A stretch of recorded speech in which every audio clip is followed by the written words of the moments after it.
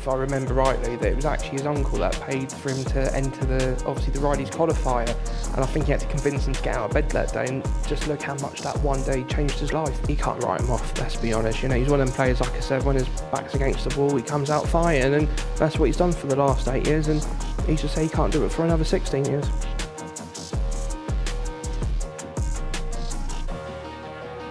Hi there, welcome to the latest edition of The Story Of here at the MODUS Super Series, where we look back at the lives and careers of some of the key characters in the sport of darts. Today, we are going to be discussing one of the most incredible sort of rags to riches stories in the sport, and that is the story of Rob Cross. And with me to do that, Keegan Brown, former World Youth Champion. And before we get into the detail of Rob Cross, what are the first sort of things you think of when you hear his name? I think it's the fact that it was obviously Michael when he hit the 9-darter against him at obviously Minehead, and I thought that was the first real glimpse of Rob Cross, and then I think that's where the story began. Yeah, when he was an amateur qualifier playing in the shirt that they give you to play, not his own identity kind of garment. And yeah, maybe that's the first many people saw of him, but we'll try and fill in a few of the blanks before then. So Rob Cross was born in Kent in 1990, and he played darts as a youngster, but didn't really take it too seriously as a teenager. He went and got his trade, and he became an electrician, didn't he? Yeah, he did that, and you know, if I remember rightly, that it was actually his uncle that paid for him to enter the Riders qualifier, and I think he had to convince him to get out of bed that day, and just look how much that one day changed his life. Yeah, absolutely, and that is, I mean, what a remarkable sort of sliding doors moment. He played in pub tournaments, and kind of the Riders qualifier, it's a bit of a step up from what he was playing in, but people know, I mean, you've played in pub darts, different places all throughout your career and life. There are a lot of sort of unearthed diamonds, aren't there? Oh, definitely. You know, with darts, we always say sometimes you just need that rub of the green to be noticed as such. And to be fair, Rob took his chance with both hands, didn't he? So his uncle says, get out of bed, we're off to Riley's. And he says, I'll have another hour. We've all been there, haven't we? But yeah, if he hadn't made that decision, who knows where he would be now? Oh, exactly. I think, that was the time when you didn't actually have to go to qualifying school to play on the Challenge Tour. So as soon as he obviously did so well at the UK Open, jumped on the Challenge Tour, won the Challenge Tour that year, and then earned him the tour card for the 2 years. Yeah, so that was 2016 when he got convinced to go and play in that qualifier. He wins that qualifier, gets into the UK Open. Now let's talk about that tournament. You referenced it as kind of your first memory of Rob Cross, and I'm sure that'll be the same for many of our viewers. They're kind of just one of, aren't they, this conveyor belt of unknown amateur players. They're all wearing the same sort of red and black shirt that is provided by the sponsors of the qualifying system. Nobody's expecting anything from those players at that point, are they? No, definitely not. And, let's be honest, he went out there, you played Michael, and I just remember watching it thinking, God, he's giving Michael a good game. And I just remember a couple of times he was like, give it to Michael. And to be fair, he was unlucky. He actually gave Michael a good game in such an early time in his career. And before that, he'd beaten Wes Newton on that run. Yeah. He'd beaten Jeffrey de Graaf, who's playing some great stuff of late as well. But the famous game, as you mentioned, is that one against Michael van Gerwen. And there was all sorts going on in that game. He gives him a brilliant game, as you say. But that was Michael van Gerwen in beast mode, wasn't it? Oh, it definitely was. And, Michael hit a couple 170s in that match. And Rob's first game on the main stage against the world number one, can it get any better?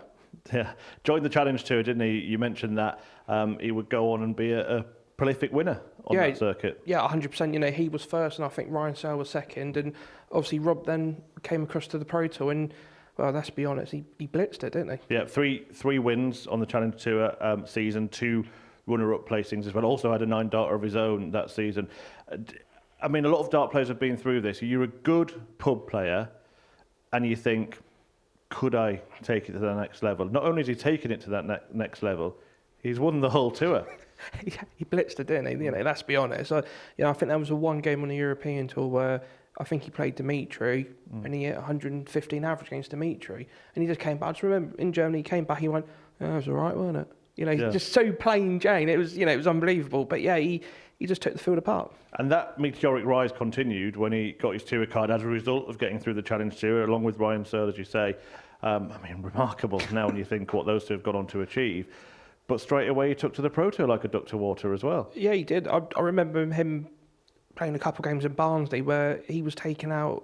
I think he took out the number 1 seed. I can't remember who it was, but I think he took him out of 105, 107 average in his first. I think it was the second game of the Pro Tour life. So obviously he's always had it in him, and it just came out unbelievably. And he started winning titles straight away. He won titles in his first season.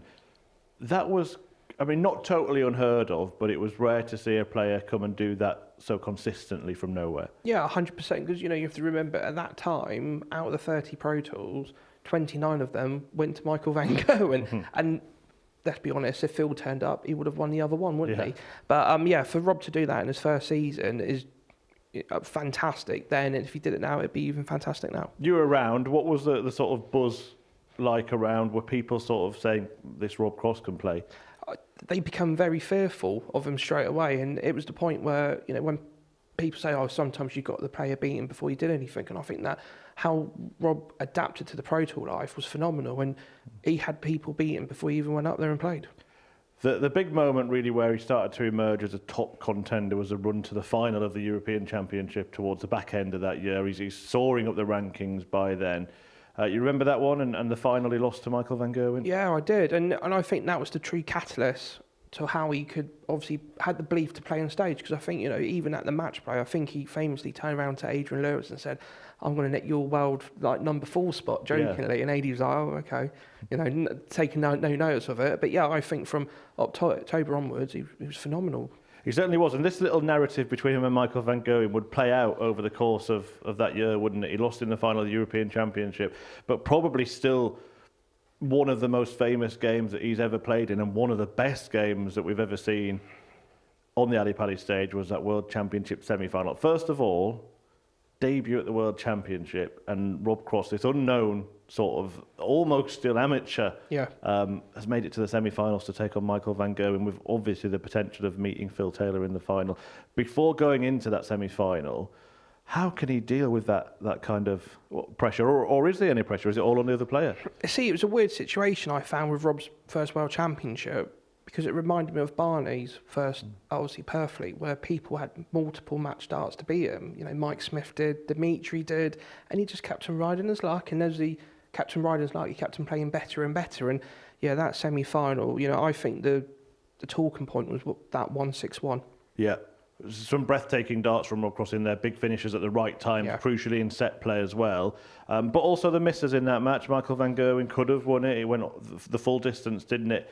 That's a game that I think anyone that was around watching darts then will remember forever, isn't it? Yeah, 100%. Anyone that appreciates good darts would have loved that. I remember watching. I don't think it finished to about midnight that evening. But it was an absolutely fantastic game. Like you said, Michael missed his chances, but to me, that was probably the first time somebody put Michael under pressure. Yeah.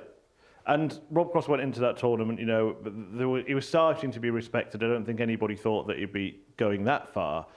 And he kind of spoiled the narrative, didn't he? Because it was Phil Taylor's last ever tournament. So first of all, it was meant to be Michael van Gerwen and Phil Taylor in the final and that potential passing of the baton.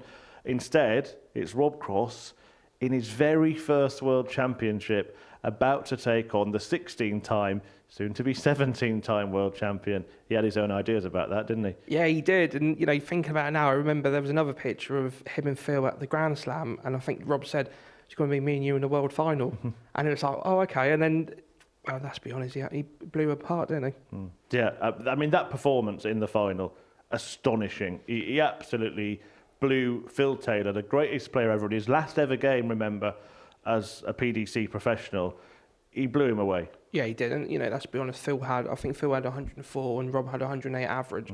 So it wasn't totally one-sided to Rob. It was the fact that Phil would leave a finish, Rob took it out. And, that's why he was so famous for them, the 302 in 6 darts, wasn't it? Yeah, and again, he was kind of doing those things at the right time. And Phil was literally laughing behind him, wasn't he? Because this guy's not going to miss. No, and what do you do in that situation? Phil missed double 12 for a 9, and then Rob won the leg. and it wouldn't be a flash in the pan either. That story, in its own right, is an incredible story, but he would go on and win other big things as well. Became part of a select club to have won the World Match Play and the World Championship, didn't he? Yeah, he did. And, to be fair, when he beat Mike Smith, it was a good final. Mike gave him probably the first 10 legs, and then all of a sudden Mike come back, and it was a proper seesaw affair, and Rob got across the line. But I think the one that sticks out for me for Rob, never won a European event, but then won the European Championship. Yeah. How'd you work that one out? Yeah, that was 2019 when he won the match play. It's such a big tournament to win as well. And it shows a different kind of ability, doesn't it? Because we talk about the way that he really thrived in that set play of the World Championship, hitting the right shots at the key moments in fifth legs of sets. But the match play, it's a straight race. Yeah. The best man wins. It's a weird concept because, I always preferred playing at match play because first to 18 legs, I've got to that stage, but first to 10, 13 legs, you know where you are. When you're playing set play, all it takes is someone to hit a 12 darter, you've gone from one leg away from the match to all of a sudden 3 legs away. Do you remember in the World Championship that Rob Cross won, who beat you? Yeah, Phil. Phil beat me, and to now I've still got the dartboard because what Phil used to say was, "Do you want the dartboard?" And I just remember shaking his head, "Do you want the dartboard, Keegan?" And I went, "Phil, I've been waiting for this for the last 25 years. Of course I'm going to have the dartboard." I do want to ask you about actually the mentality of playing him in his last tournament because the fanfare that was around that. You experienced it early in the tournament. Did that game take on a level of hype that you'd never experienced before? Yeah, I did. I had obviously good success against him on the Pro Tour, and I think, I've got a good rhythm to beat him here. I've got a good chance. And it was only until I sat down and somebody said to me, "You got a chance to beat Phil Taylor tonight." And all of a sudden I was like, what? And then I remember walking up on the stage and the crowd was just respectfully all for Phil. And even now you're just thinking, I'm gutted to loss, but what a time I had just to play my hero in his last World Championship. And you think of the sort of fanfare, the hype that was around it when you played him. Imagine how many times that would be multiplied for the World Championship final in his last ever game. So Rob Cross's mentality must be very strong. Oh, definitely. Let's be honest, he would have had, 5,000 fans all for Phil Taylor. But more respectively, they never once booed or hissed against Rob Cross and gave him the respect that he deserves. So, yeah, I think to go up there to beat Taylor like he did, people don't realise how much of a positive mental attitude that took. You mentioned the European Championship. Obviously, it was his emergence when he got to that final. He would go on to win that tournament twice, 2019 and 2021. How would you assess how Rob Cross has kicked on since that period? We're now in 2025, yet to add to that tally of majors, although he has won some other TV events such as World Series. Yeah, it's a weird one because he always reminds me a bit like James Wade, because where all of a sudden he goes slightly down the rankings, all it takes is for him to have a good 3 or 4 weeks, and all of a sudden he's back in the top 5. And to think, we talk about longevity, and you don't realise how, even though Rob's only been doing it for 8 years, he's played against the best at their prime and been consistently in the high rankings. Where do you sort of rate him? If we said like the best dart players over that last 8 to 10 year period, whereabouts does he sit? Because it's a really sort of tough one, isn't it? Unique story, Rob Cross's, isn't it? Yeah, I think, thinking about it logically, if I had to pick the top 8, if I had to pick the All-Star Premier League from the last 10 years, 10 years, you'd have to give him. You always have to. He would be up there with the likes of Johnny Clayton. That sort of preference of just coming in there and winning all the TV events sort of thing. But yeah, I think Rob Cross is, not, as we would say in sport, he's not a flash in the pan. What's the difference now for Rob Cross? Why is he finding it harder to win? Is it about him? Is it about other players?